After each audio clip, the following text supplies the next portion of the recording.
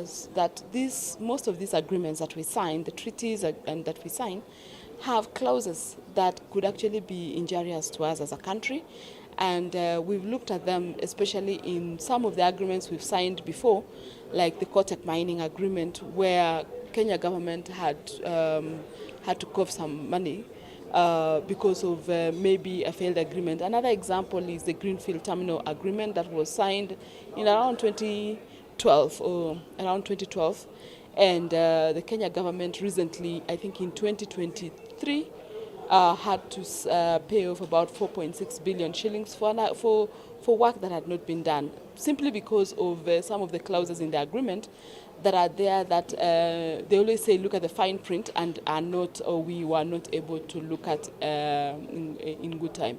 I think ActionAid have also highlighted to us that in those agreements we should be making reference to UN charters that are already signed and pre-signed, which have already taken care of some of the dispute resolution mechanisms, because a lot of them we end up being slaves to dispute resolution mechanisms that are not, that maybe may not have been party to the agreement, or we do not look at the fine print.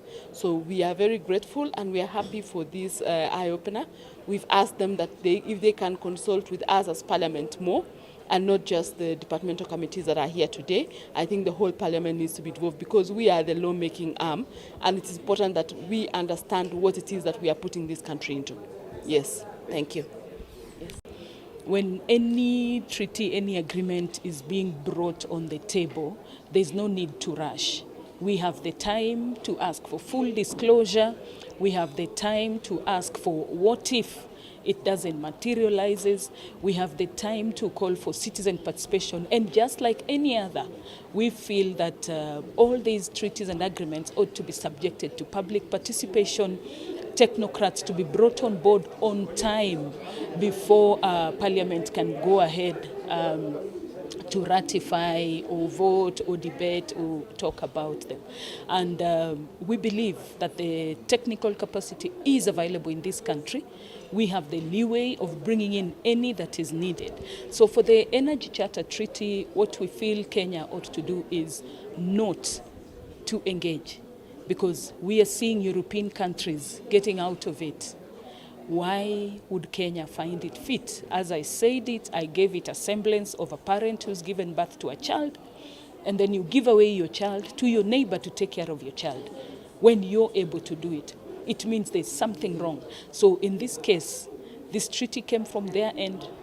They cannot push it down our throats, and we cannot swallow. We are not going to swallow. We are saying we do not want it. And any other that keeps coming should be very clear.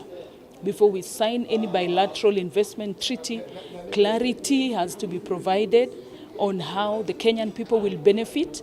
Clarity has to be provided on what subsidies will be given to them and the alternative of those subsidies. Because if you give subsidies to a foreign investor and you don't give it to the Kenyans who are going to engage concurrently with the investor, we continue disenfranchising Kenyans and therefore the economy. And this could be one of the major reasons why we find ourselves in the debt crisis that we are in.